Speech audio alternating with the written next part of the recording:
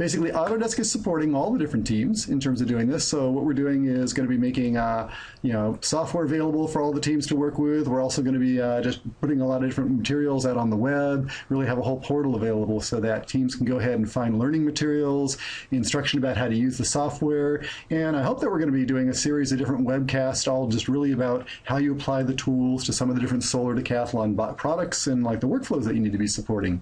So let's just go ahead and dive in and get started.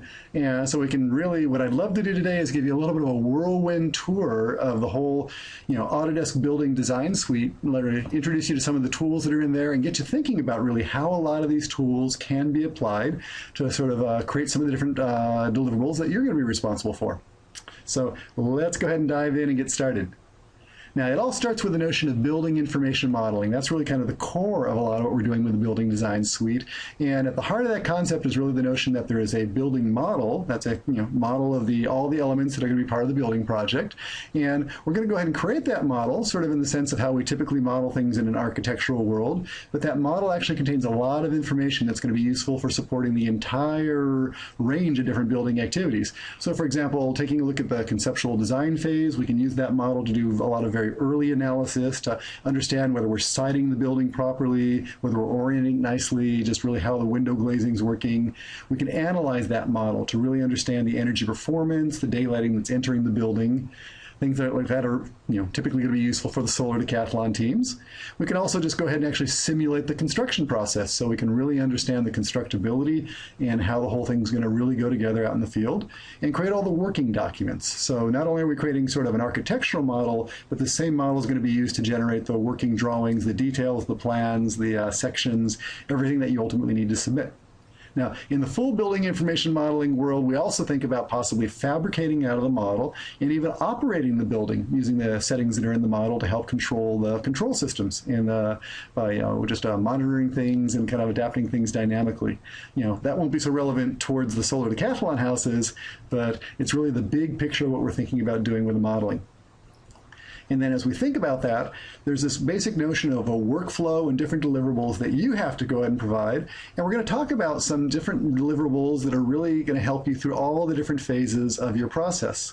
Because as best I understand it, and please chime in, like if it's a little bit different in your process, there's some conceptual design deliverables where we're going to go through it at a very schematic level and understand the performance of the house. We'll get into the detailed modeling of the architectural systems primarily, but you could also model the structural and mechanical systems. We'll be looking at visualizing, so creating renderings and visualizations to actually understand the visual appearance and just really communicate the design to other folks. We'll be doing some analysis with the model, really kind of understanding what the energy performance is and predicting what the energy performance is so that maybe we can monitor that in real time with the finished house, producing some construction documentation. And in the US, we even have a requirement for, on the construction planning side, to go through and do a quantity takeoff so that they can do an estimate of really what the house is actually going to cost to build. So I think your process is fairly similar to that, but if it's a little bit different, let me know and we'll kind of adapt our comments accordingly. Okay. In terms of thinking about this, really, even at the conceptual design phase, there's a couple tools, and really what I'm going to do is just kind of walk through the different phases and kind of let you know about the different tools. For the conceptual design phase, when you're just getting started, there's really this whole notion of a tool called Visari, which is really, really very good for helping you through that. And it's very good at doing conceptual energy analysis, shading and solar radiation, even wind tunnel simulation. And this is something that you can start using really from square one before you even have a very good idea of what the house is going to look like. And let me kind of just take you to Project Visari so you can get a sense of what that looks like. Let me roll on over in my screen. Project Visari is actually really a subset of the tools that are available in Autodesk Revit and kind of put together with tools that are available in Ecotect Analysis. It's actually sort of a hybrid of a couple different tools. But the idea is, and let this go ahead and pop up there, we can very quickly go ahead and model some sort of shapes.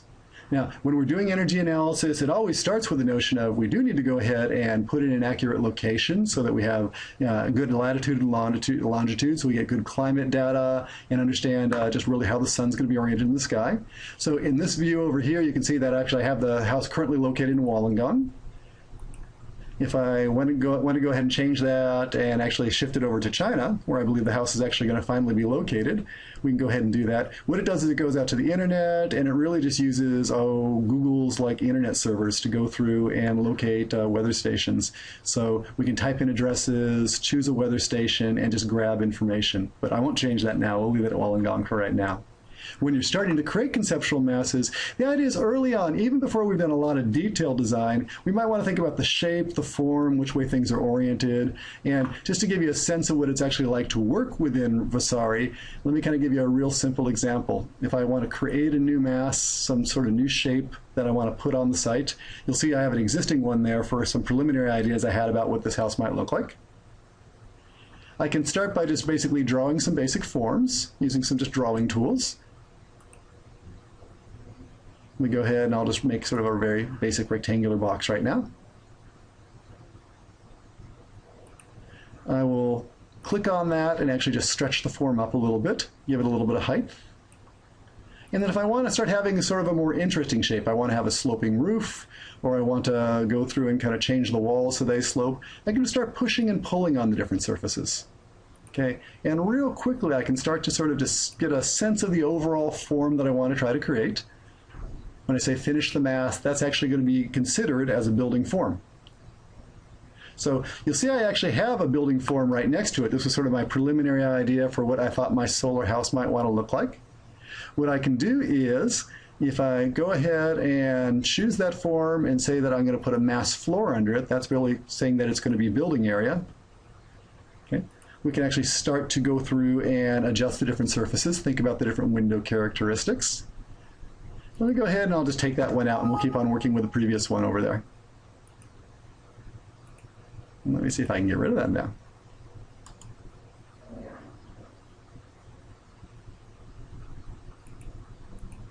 Why don't you want to get rid of that? Let's come back over here. Oh, let me come back. Oh, I'm modifying a mass zone. Hang on. Let me pop back out.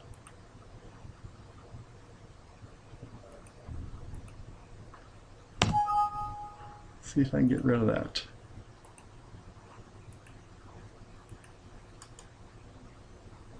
I'm going to think about why I'm not able to get rid of that in just a second.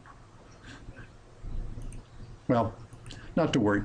We're just going to keep on going. The idea is that once you've gone ahead and created a form, we can start adjusting the characteristics of that form pretty easily. For example, you'll see on my little model over here, I've actually put some windows in and put them in kind of some specific locations.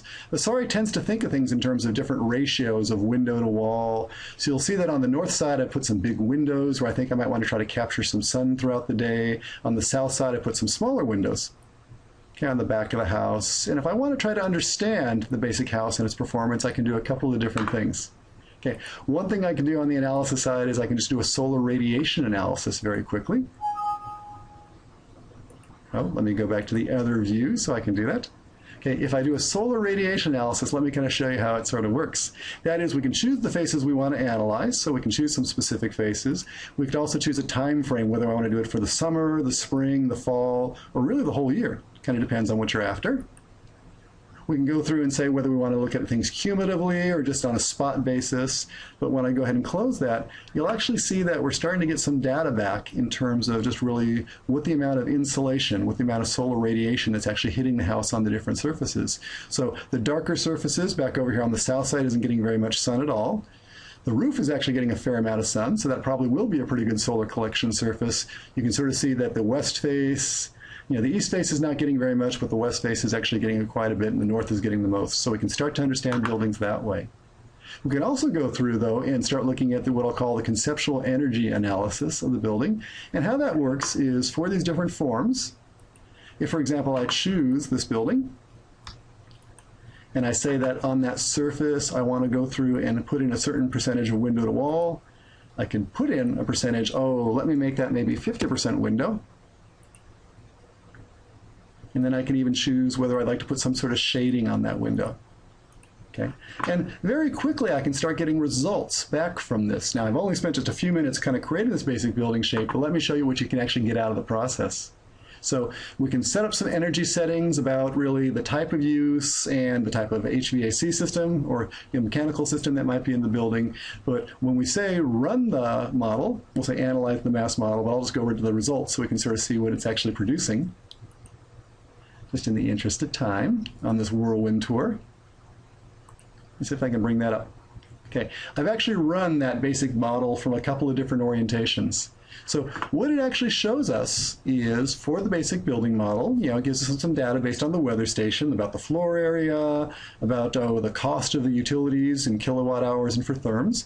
It's also giving us a very nice figure called the energy use intensity, which is a really good normalizing factor for trying to figure out how much energy is being consumed by the building. So here it's basically looking at, if I have things facing to the east, the primary windows facing to the east, it's 69 kilobtu's, 79 or 76, 79 probably being when they're all facing to the north. Yes, because there's an awful lot of sun coming in.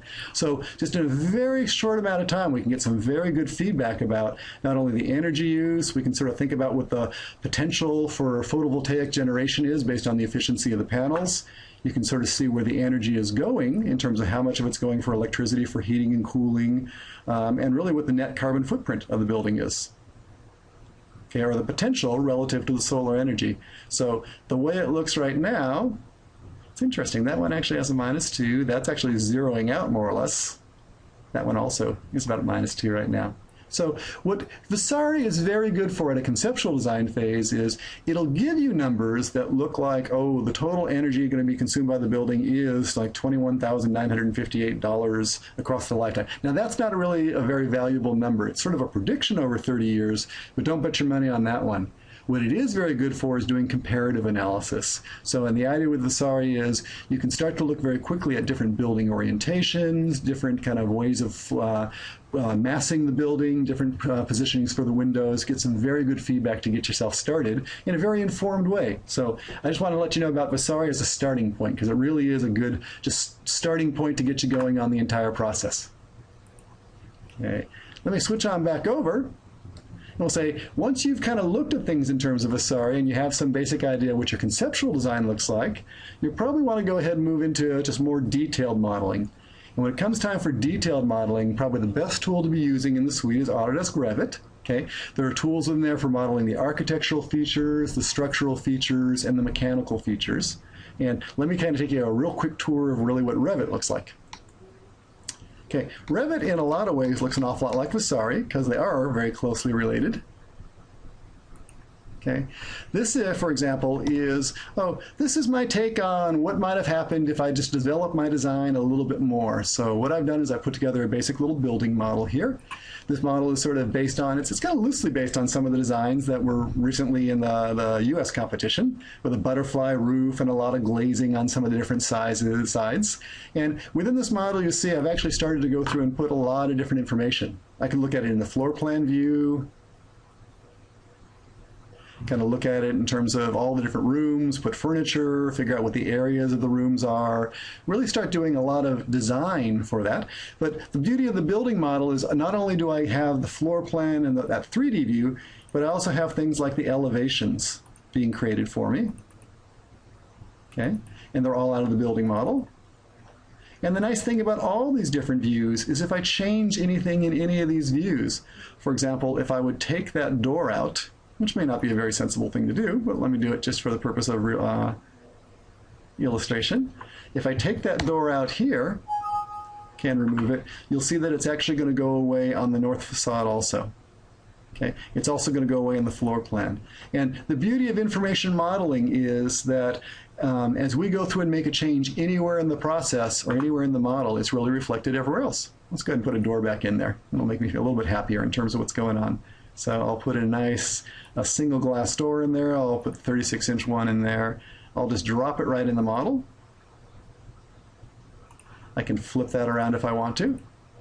Okay, and then when I go back to the 3D view, you'll see it shows back up again.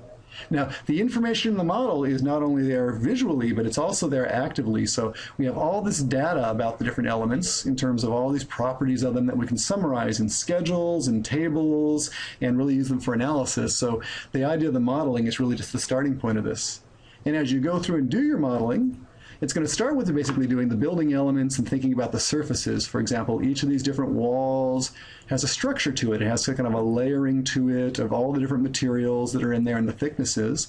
And one of the really cool things that's actually happening now in Revit 2013 is these wall assemblies are actually very smart about the thermal properties. So for each of the different materials, we can actually assign, what the U value of each of the different materials is, or actually it's the, it's the thermal resistance. And then what'll happen is it'll go through and like calculate a composite U value for the wall based on the actual thicknesses. So it's really getting quite smart about sort of saying it's not just an architectural model, it's also an analytical model.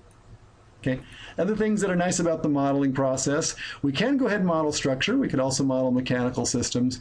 So even things like, the plumbing fixtures, the toilets, the sinks, things like that, we can actually start modeling the piping and the plumbing and pull that all together so that if you want to start thinking about a building that has either a rainwater collection system or maybe a gray water system that's collecting some of the water for reuse, we can actually model that accurately and actually report out the true values. So it's really just sort of incredible what you can do with this modeling. I'm just merely scratching the surface, but I just wanted to give you a sense of really kind of what's available in there. Now, these models also are very good for doing things like visualizing, so let me kind of show you here. Even in kind of a real, very basic sense, we can do things like, let me open up something called the section box, which lets me do things like, just create dynamic sections. So I start to conceive about how the building's actually constructed and what the elements are inside. Okay. We can also do things like, just in a very simple sense, if I want to go through and put a camera in so that I get a sense visually of really how something's going to appear, I can do that. For example, I'll put a camera over here on this side of the room, sort of facing out that way. Okay. And I'll get a really quick visual indication of really how things are working in that room, so I get a good architectural sense of what that room is like. Same thing for the exterior views. Okay. So, in terms of doing your building modeling, Revit just is going to do a very good job for you there. It's definitely worth the time to go ahead and invest a little bit in learning Revit because there's incredible power in that program, and you really want to be able to tap into that because it's really the core of a lot of the other things you're going to be doing. Okay, let me go ahead and go back into the overall workflow again, though, to kind of put it back into perspective. Because Revit's kind of the heart of that world, but after we start working with Revit, there's some other things you might want to do. For example, a lot of what we do tends to revolve around visualization and how we actually get things to sort of appear and kind of look appropriate, so we can actually sort of represent our designs well. And there's a couple of different tools I want to let you know about. So there is, right within Revit, a rendering engine, and we can do some things that are very simple within Revit to sort of do the visualization. Or there's some other tools like Autodesk Showcase and 3ds Max Design, which let you do some very cool things too. So let me go back to Revit for just a second. And I'm going to start by just going ahead and showing you kind of real basic visualization within rendering, or within Revit. So for example, let me go back to that 3D view. And even what may be a little bit better here is, let me do this. Let me do it as a camera view, because I think that's a little bit easier to understand in terms of what's going on. I'll put a camera over here facing the building that way. Okay, these views are sort of, kind of very basic in terms of what's going on, but they're not really as realistic as you might want them to be. We can do things like turn on the shadows and actually start to understand how the shadows are going to fall at different times of the day. We can also sort of play around with some different visual styles here. So we have things like shaded views, which give you a little bit of color information. There's a really nice feature built right into Revit called realistic viewing. And what realistic viewing will actually do is go through and give you a real quick indication based on the actual material properties. So if there's a photorealistic material, for example, the siding on that wall, it'll represent that accurately. And we can start to very quickly just get a sense of what this is going to look like from a visual standpoint.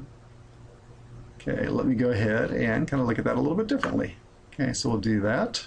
Okay, we can also do things like, just put like a background behind this.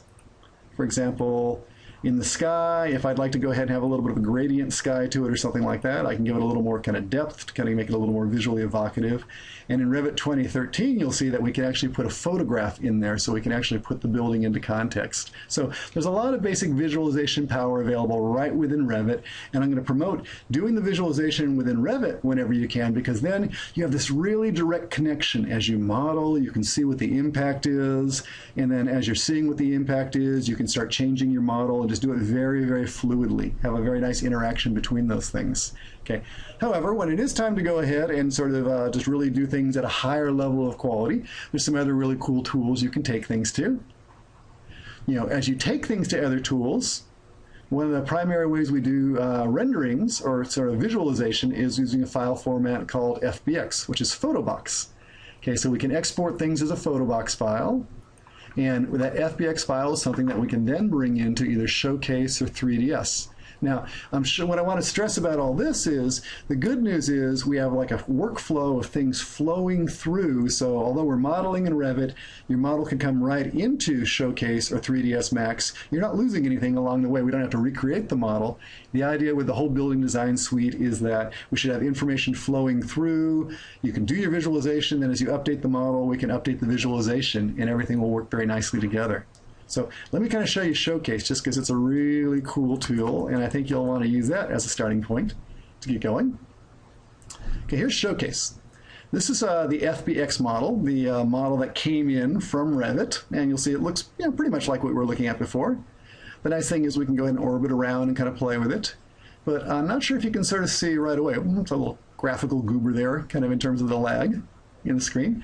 It's actually very good on shadows and light. It's actually doing a very good job of representing it. This is really kind of real-time rendering, so it's not just shading, it's actually putting the materials on there and doing kind of a really kind of quick sort of ray tracing to kind of give you a very nice visual appearance. Now, what's really cool about Showcase and the ability to kind of do this kind of real-time rendering is we can start playing around with things that really let us start to control things. For example, one thing that we might want to do is just start playing around with the issue of, oh, this wall surface and whether I like that type of siding. What I can do is basically select all the objects that have that material.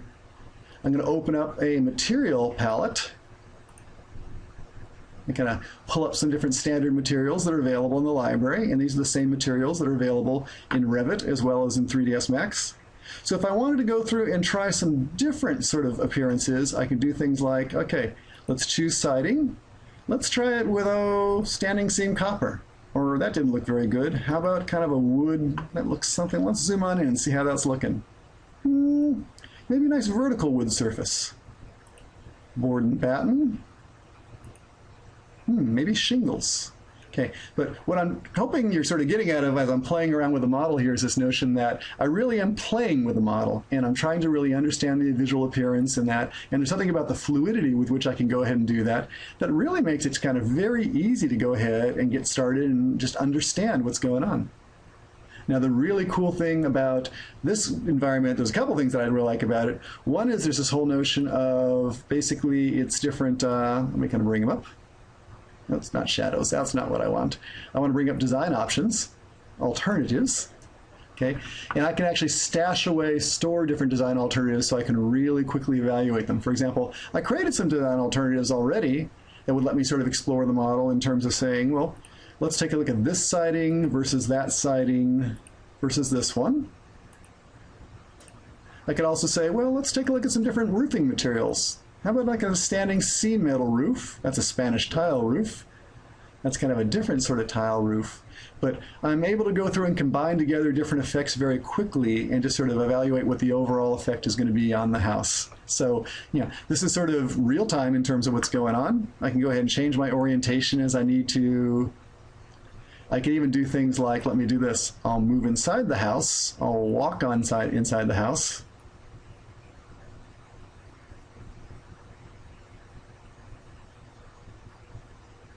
A little high up right now as I crash through that window. Let me pan on down.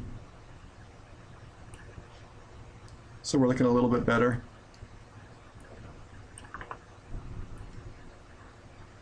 A little close to the floor. Now let me go just looking around.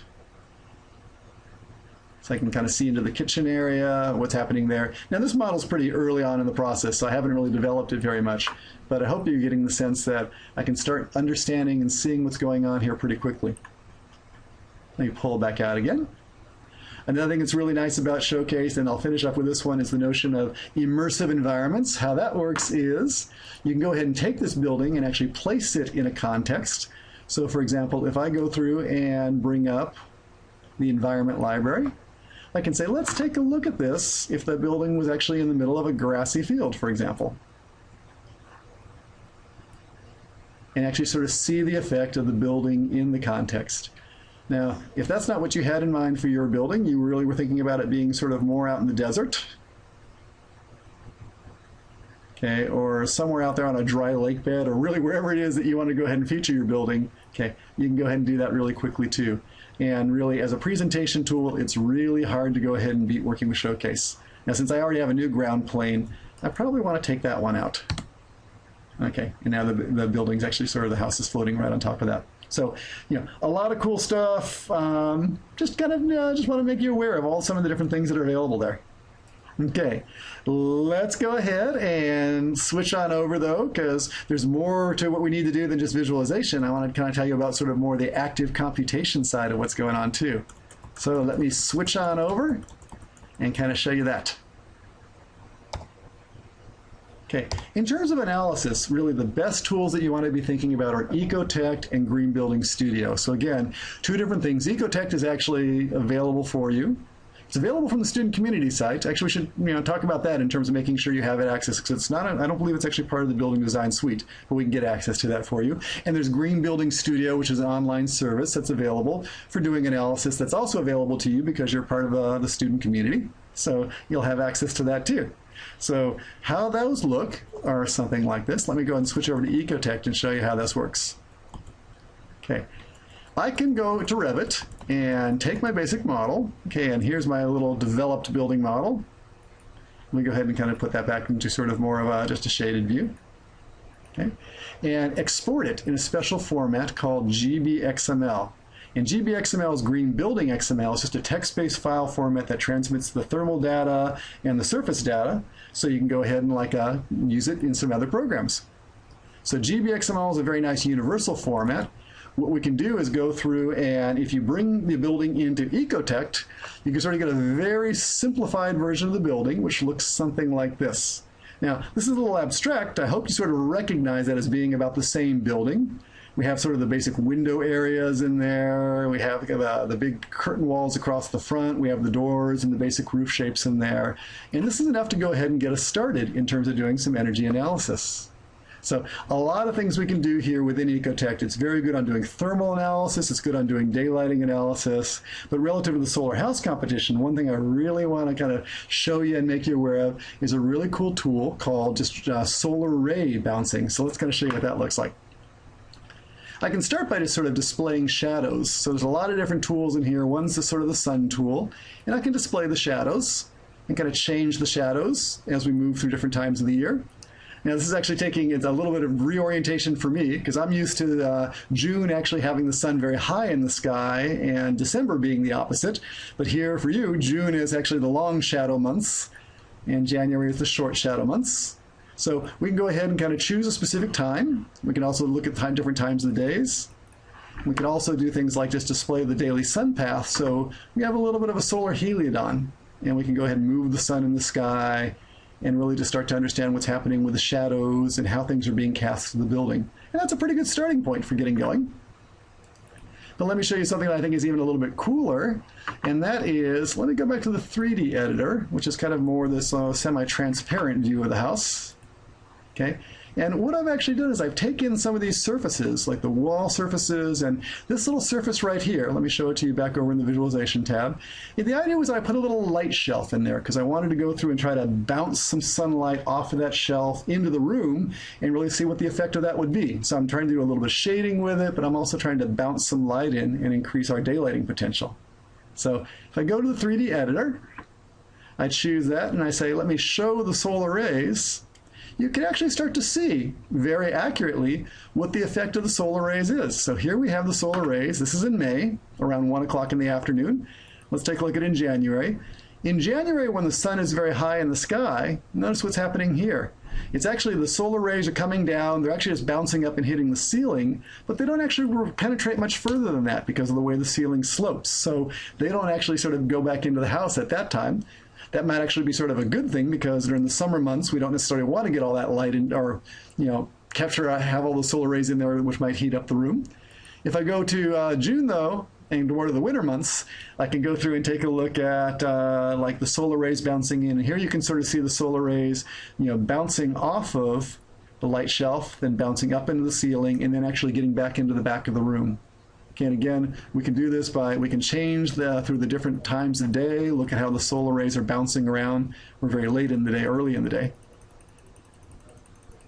And actually sort of really understand what the effect of that is. And there's sort of a real power in that because you can really get real analytical results to understand really for each different design feature you add, really what the impact of that's going to be.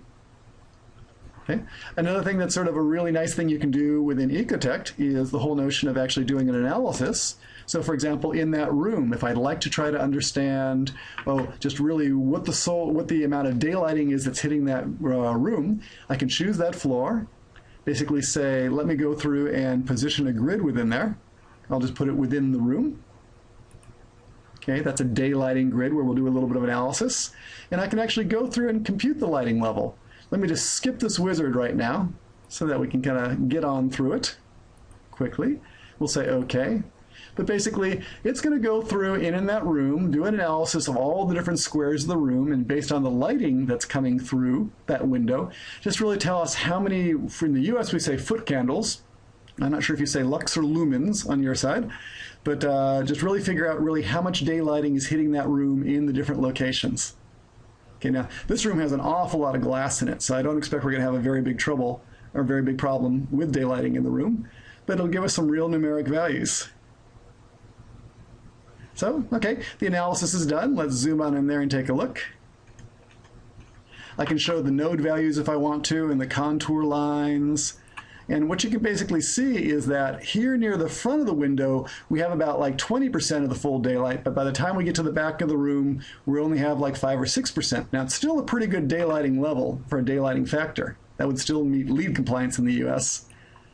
If we look at it in terms of the actual number of foot candles, we can actually go through and look at that too. So just get real numeric values. I can tell you that in the back of the room here, it's getting somewhere around 45 foot candles, which is still considered a fairly bright room. That's naturally daylit very well. Out here by the window, it might be getting a little bit hot and intense though. So you want to watch out for that. So again, the big point of this is that with Ecotect, it's really good at giving you numeric, data analysis. It's really good for getting to the science behind this. I've been looking at it in terms of daylighting, but we could do very similar things thermally, so we can understand really the amount of solar radiation hitting any surface and analyze our panels, which might be the good locations for solar panels, or just think about any place we might need some extra shading or thin films or something to sort of protect us from the sun too. So a lot of good value in Ecotect.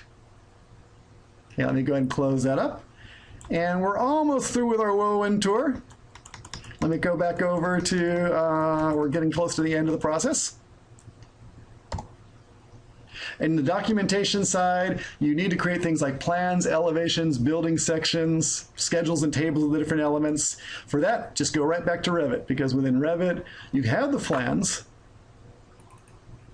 you have the elevations, and what we can even do is in these things go through and create things like, oh, let me give a section cut through that building, just by putting the section cut right in here. So now we have the section cut in terms of what's happening with the building. I can turn that up to a finer level of detail so I can actually see the different layers of the building. And I can even do things like, oh, do a call out of a specific detail. For example, let me do a call out right over here. So we can really start looking at that detail and just adding more details to it. We can add drafting and detail components to it, adding anchor bolts, base plates, whatever it is we need to do. And the idea is that we're trying to basically generate the construction details just right out of the model, so you don't have to kind of do drafting after you've already gone through and done the modeling. So, think about really how, if you accurately model, you can actually create the construction documents you need and do that accurately too. So really a big time savings there, and really make sure that your construction documentation is always accurate. Okay, last up, but certainly not least, is the whole issue of construction support. And again, I'm not sure if it's a requirement on your side, but here in the US, all the teams actually have to do a quantity takeoff, so we can do a big model-based takeoff of the building. And there's a fantastic tool for doing that called quantity takeoff. Okay. There's also a very good tool called Navisworks Manage. I won't show that today. It's good for doing 4D construction simulations. But let me give you a taste of really what quantity takeoff is good for, just so you get a sense of that. Okay, let me do this. I'll pop out of here.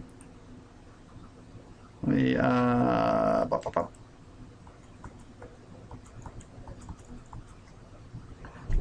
come back over here. Let me go back to the desktop and find where I put that. Okay, and right here, I'll open up a project. Now, the way quantity takeoff actually works is we start by basically just in your Revit model. Again, we're going to take your active model, and to do a quantity takeoff, what we do is we do an export of something called a DWF file, which again is just sort of another standard common file format. So we can export the model and bring it into quantity takeoff. And when we do, we get something that looks like, oh, let's see where it went.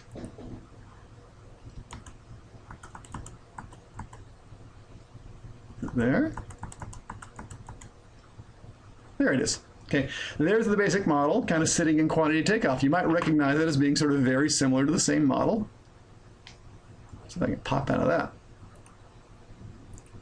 If I orbit around, kind of take a look at the model, you see it's all there. The nice thing is all the elements that are in the model are here quantifiably. So we can take a look at the windows, the doors, any of the different elements that are in the model. And if we want to select any of those elements, we can come over here and kind of choose them. So I can choose any specific element and kind of highlight it in the model. But what's really nice about the quantity takeoff is we can actually just say, let's do a takeoff of the quantities in the model.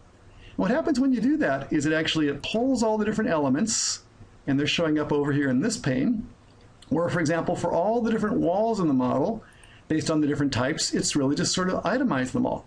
So all the different walls, and within each of those different walls, the area, the size, the length, all those different things is available to us. So you have a quantity takeoff that's accurate to the model quantities. You never really have to worry about making a transcription error. If it's in the model, the quantity will be there. If you update the model, the quantity will update itself also. So the way quantity takeoff is used is for each of these different elements. We can, like, for example, choose those interior walls and say, really, well, we have all the interior walls, but really, how do we take those off? And typically in the US, we do walls by area. So we'll choose area. We can say that, oh, the material cost for the interior walls, oh, it's going to be about $10 a square foot for the materials and about $15 a square foot for the labor. Again, the tool's not going to tell you that. You still need to have your cost metrics, but the quantities will be accurate. When we say OK to that, what happens is the item actually ends up showing down here in the takeoff. It's actually in the workbook. We see the total quantity of all the interior walls, the total quantity of all the exterior walls, and a little spreadsheet layout that'll let us go through and kind of see what the actual cost is. So how that works now is, now if the quantities are here, if it turns out that we need to change something, for example, you find out that for those interior walls, it's not going to be $15 a square foot, but it's going to be something like, oh, $25 a square foot. I can just type that in there, the number will multiply through, and it will roll up into the new revised cost. So the idea with quantity takeoff, again, is really you can take your model, focus on designing your model, and then get an accurate quantity takeoff of all the different elements without having to worry about doing a manual transcription of all that. So real power on that end there, too. So let's go on back and see if we can put this all back into perspective, because I know I have just dumped an incredible amount of information on you, and like your head's probably spinning thinking about like how all these things might work together. In terms of some of the resources and some of the things we've talked about, there's one very important site you need to know about, and that's students.autodesk.com. And I think that actually you're going to get some sort of either a CD or some sort of software distribution coming directly to you. Actually, now it seems to come on a USB drive. But if there's any of these tools that you want to work with that aren't directly available to you, for example, Ecotect, I don't think is part of that USB drive, you can download it here. So just log into students.autodesk.com, create an account for yourself, and download whatever you want. And you can get access to all these different sort of software titles available for you. Okay, another very good site for you to know about is projectvasari.com. That's really where that conceptual modeling tool Vasari lives, and a whole lot of a community that really discusses that, is available, and kind of like for interacting and sort of, working on customizing your project. So Vasari is a very good community for you to know about if you're interested in sustainability and energy analysis. Okay, there is a sustainability workshop you should know about, and that includes videos about net zero energy buildings, life cycle product costs, a lot of different things that are probably going to factor into your design. So there's videos, tutorials, case studies, a lot of good information for you out there, as well as this something that I actually have to work on, which is called the BIM curriculum. You probably want to know about the BIM curriculum because in terms of learning some of these different tools, if you go to the BIM curriculum, you'll actually find a whole series of different video tutorials and data sets to help you get started. So for example, if you want to know about doing daylighting in Ecotect, there's a whole lesson to it here. There's like short videos that sort of explain how to do things. You can play the videos, you can work with the example files and really get some guidance about how to do that. So it's a great way to learn on your own. It's just going to go right to the BIM workshop, and again, you'll find a whole session on green building design as well as kind of performance-based conceptual design, and that's more about the conceptual design phase and how to use Vasari to kind of start with your preliminary design of a building. Oh, down here in the construction section, model-based estimating, a good tutorial on that for you also. Okay, the big thing we want you to do is think about how to get yourself started, and the steps that are essential are get yourself into the education community, register yourself so you have access to all this stuff, download the software you need, and then really start learning about the software through the BIM and the sustainability workshops. Those are good places to start. Again, we're going to try and set up a portal to kind of pool and kind of gather questions from different solar decathlon teams and post things that we think are going to be useful to you. So we'll be sending you some more information on that a little bit later in terms of how to participate in that whole community. But the big thing is just go ahead and get yourself started, and we're here to help you work through that entire process. So don't be shy, and get in touch as you need help. Well, actually, and anything that we talk about will actually be ultimately benefit all the different teams, because we'll always do things in a way that really makes it generally accessible and share it with everybody. Okay, so let's go ahead and just kind of turn it open. So Brendan, if you want to open the mic on your side, and let's just take any questions people might have, because I know I've just thrown a whole lot of information at you, and we're interested in anything people might want to ask about. Okay, thanks, Ben. Can you hear us this end now? I just turned the microphone back on. I can hear you just fine, so go ahead. I can hear you just fine, so go ahead. Okay, so I'll hand it over. Please feel free to step up and ask a question. And maybe talk from there. Glenn, if you can't hear us, we'll get them to come towards the microphone at the front of the room here. I have got two questions. Okay. First question for first question for solar decathlon project. If we need to assess balance between energy consumption and energy supply, such as renewable energy resources, PV panels, and so on. I'm wondering if Ecotech has incorporated renewable energy assessment, and how will Ecotech support such balance analysis? Okay. Second question is about location setting for solar access and day lighting access, because the solar decathlon house will be, our entry will be in China, in Datong City. If we can set up the local context through Autodesk product, like the local weather condition, local so on, so get solar access and the lighting analysis to be tailored to local context. Sure. Sure. Let's go ahead and see if we can answer some of those for you. Okay, so in terms of the whole issue of renewable energy sources and really getting support for that, you can get some of that information from things like Ecotech. Like Ecotech is good about, it'll report the amount of solar radiation hitting a surface, But actually, if you want to go a little bit further, let me even sort of recommend a slightly different tool for you.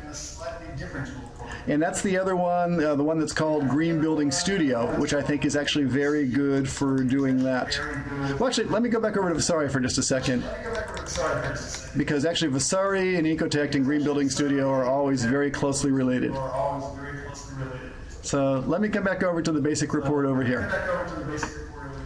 So even in Vasari, from the very beginning, there is some sort of notion of like if there's a photovoltaic system potential. Okay, there's also this notion of really if there's some sort of potential for wind turbine generation for getting power. Okay, and those are some based on some, fairly general assumptions. If you really want to start digging into those assumptions, though, the tool to go to is Green Building Studio.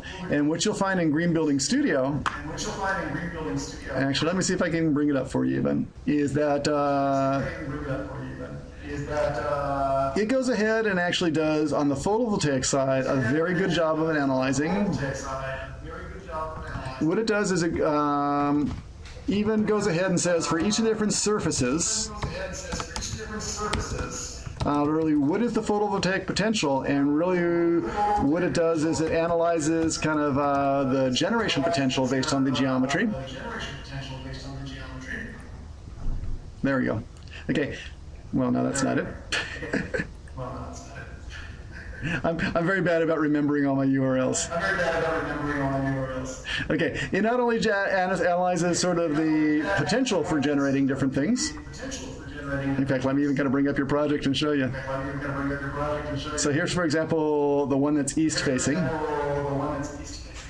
We can go ahead and take a look at this in terms of the photovoltaic analysis.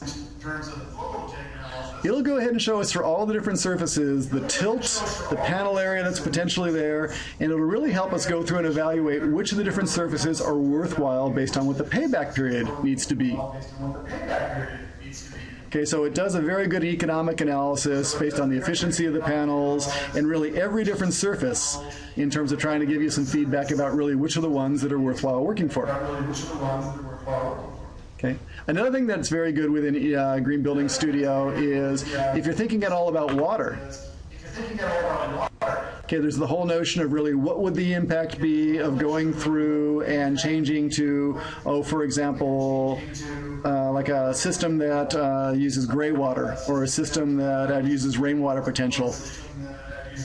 So what it'll do is it'll take your model and based on sort of the roof area and the rainwater data for the area, it'll go through and actually report for you just how much of the water that you're using you think it thinks that you can replace using these measures. So for example, if I say yes to rainwater harvesting, and this is the annual rainfall in Wollongong, here's our catchment area, it'll give us some sort of a rating of the efficiency. So I think there is some good support for you in terms of some of those things. In terms of actually the weather station data, let's kind of take a look at that because, okay, so do you have a city that you're near in China?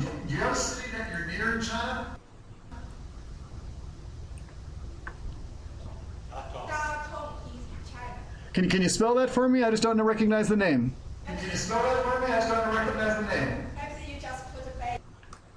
Near Beijing? Yes. Okay, so it looks like we're in Beijing and we do have weather station data available there. So if you choose this and we switch to Beijing, then it'll adjust the latitude and longitude, and it'll also just sort of capture the appropriate climate data and rainfall data too. Okay, so I think you ought to be able to localize it to the context there. Actually, then you'll flip the examples because I flipped everything so the sun was coming from the northern side, but by the time we're in Beijing, it's back to the northern hemisphere.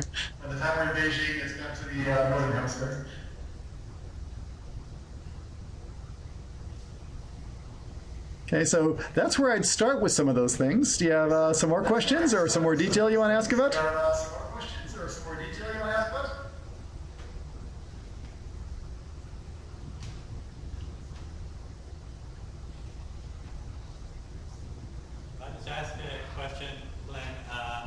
About the possibility of exporting IFC Sure. Let's go ahead and talk about that, because IFC is actually a very powerful format for exchanging things between different BIM programs and different modeling programs.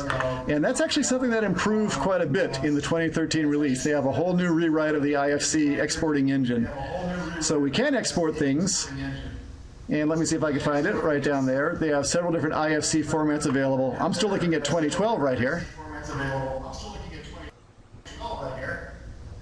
Okay, let me go ahead, and we have a couple different formats here, but it's something that they're continuing to work on.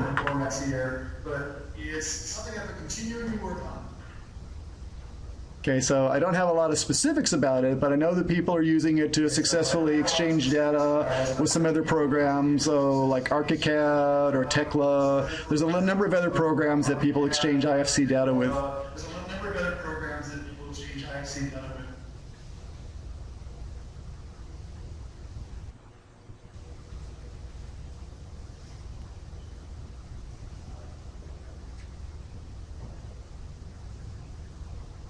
Okay, any last questions?